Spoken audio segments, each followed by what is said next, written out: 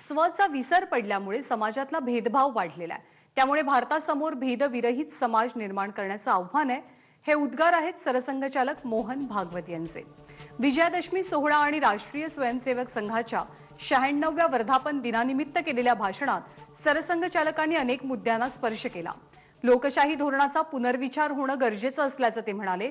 तसंच ड्रग्जचं व्यसन, बिटकॉइन चलन, सोशल मीडियाचा अतिवापर याशिवाय अनेक महत्त्वाच्या मुद्द्यांवर त्यांनी भाष्य केलं।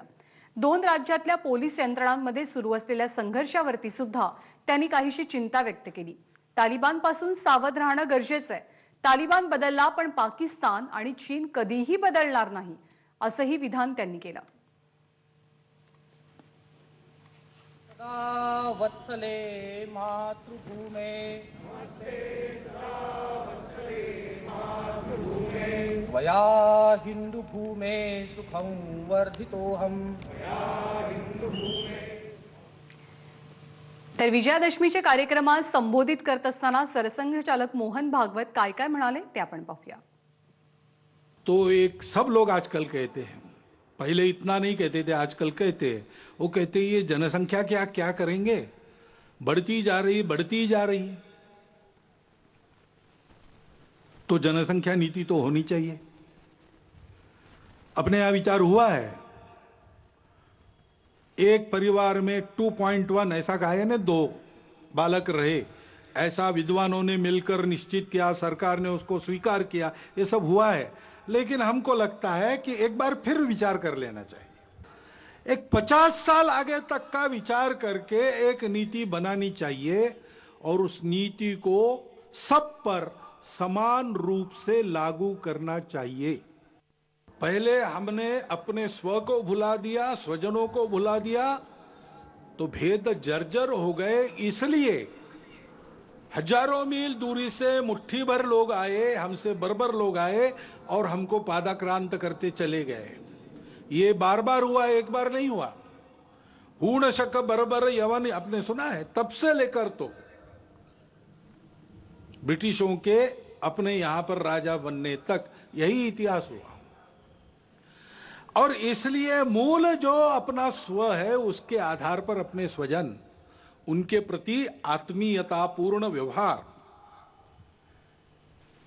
ये होना चाहिए। क्योंकि अपने देश में उस स्व के विस्मरण के कारण, अपनों के विस्मरण के कारण जातिगत विषमता की समस्या बहुत पुरानी है। नियंत्रण नहीं है उसका। ओटीटी प्लेटफॉर्म्स है, उस पर कैसे कैसे चित्र आते हैं, क्या क्या आता है। अभी तो कोरोना में बालकों के हाथ में भी मोबाइल आ गया और ऑनलाइन तो देख ही रहे, और क्या देखते क्या नहीं इसका कोई नियंत्रण नहीं। और ओटीटी प्लेटफॉर्म पर क्या दिखाना इसका भी कोई नियंत्रण नहीं। देश में तरह तरह के नशीले पदार्थ आते, उनकी आदतें बढ़ रही है। वो कैसे रोकी जाए, कैसा हो पता नहीं। बातें भी बढ़ रही है। बिटकॉइन जैसी करेंसी है, किस राष्ट्र का, किस नियम का उस पर नियंत्रण है मुझे नहीं पता। एक स्पर्धा खड़ी हो रही है। इन सब बातों को नियंत्रित करना, समाज के हित में चलाना, ड्रग्स जैसे व्यसनों का पूर्ण निराश हो इसका प्रयास करना, ये शासन को करना चाहिए, करना पड़ेगा। अब तालिबान का पूर्व चरित्र क्या है हम सब जानते हैं, और उसकी जो बातें हो रही है वो 2 प्रकार की हो रही है। कभी कहता है कि अच्छे रहेंगे, कभी कहता है कि नहीं हम वही है पहले से। तो इसका एक स्पष्ट संकेत है कि हमको सावधान रहना चाहिए। और तो और उस समय उसका समर्थन करने वाले जब खड़ा हुआ था, रशिया भी था, तुर्कस्तान भी था, चीन और पाकिस्तान तो आज भी है। अब तालिबान बदला भी होगा, पाकिस्तान बदला है क्या? ऐसा तो बिल्कुल नहीं है। एबीपी माझा, उघडा डोळे बघा नीट।